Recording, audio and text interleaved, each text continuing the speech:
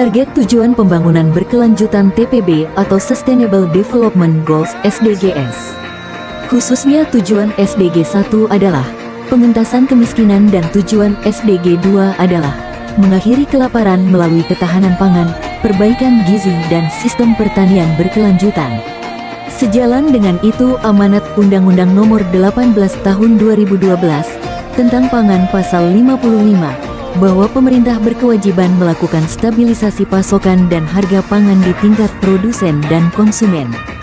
Jenis pangan pada stabilisasi pasokan dan harga pangan adalah jenis pangan pokok yang sesuai Peraturan Presiden Republik Indonesia Nomor 66 Tahun 2021 tentang Badan Pangan Nasional, serta yang disebutkan dalam Peraturan Presiden Republik Indonesia Nomor 125 Tahun 2022 tentang penyelenggaraan cadangan pangan pemerintah, yaitu beras, jagung, kedelai, bawang, cabai, daging unggas, telur unggas, daging ruminansia, gula konsumsi, minyak goreng dan ikan.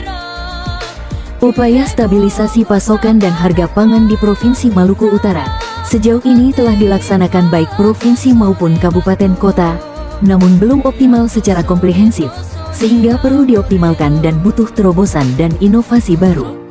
Untuk itu terobosan inovasi yang dilakukan adalah terkait dengan strategi kebijakan dan sinergi stabilisasi pasokan dan harga pangan di Provinsi Maluku Utara. Kedai Panganmu.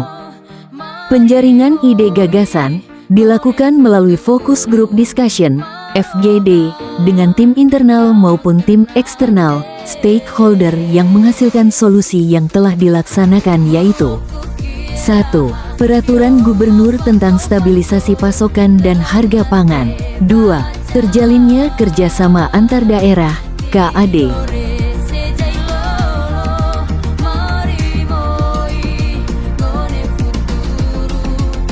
3. Gerakan Pangan Murah (GPM) partisipatif di Kota Ternate dan Kabupaten Halmahera Tengah.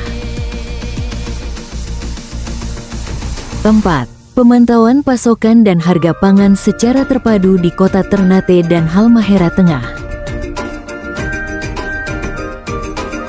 5. Fasilitasi distribusi pangan (FDP) melalui 11 perjanjian kerjasama dengan pelaku usaha pangan di Kota Ternate, Kabupaten Halmahera Tengah, Kabupaten Halmahera Barat, Kabupaten Halmahera Timur. 6. Super Kedai Pangan di Sofivi, website Kedai Panganmu. Dari semua ide tersebut, kami jadikan satu menjadi inovasi Kedai Panganmu, yaitu strategi kebijakan dan sinergi stabilisasi pasokan dan harga pangan di Provinsi Maluku Utara. Manfaat Kedai Panganmu bagi organisasi instansi yaitu: A. Meningkatnya kinerja Dinas Pangan Provinsi Maluku Utara dalam upaya penanganan stabilisasi pasokan dan harga pangan. B. Terjalinnya kerjasama antara pemerintah provinsi, OPD, instansi terkait dengan pelaku usaha, pemangku kepentingan.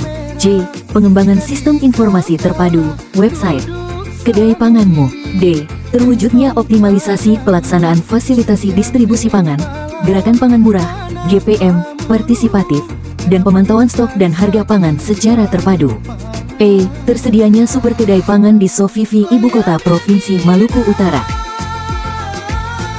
Manfaat Kedai Panganmu bagi pemerintah daerah yaitu: A.